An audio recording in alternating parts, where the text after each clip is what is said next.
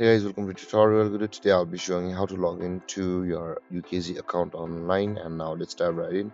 Now to log into your UKG account on your computer, first open up your preferred browser. As I have already opened the Google Chrome, and in the search bar click over there and type in ukg.com and your backslash and type in CMS like this and turn enter, or you can just simply search for UKG login like this on the Google and turn enter.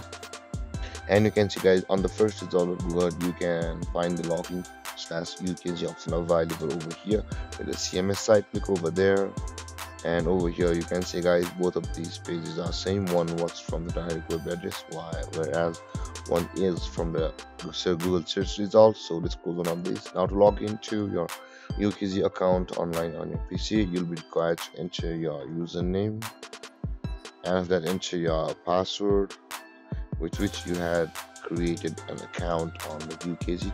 And after you have entered your username and your password, but if you have forgotten your username and your password, you'll be required to contact your HR services in order to configure your account.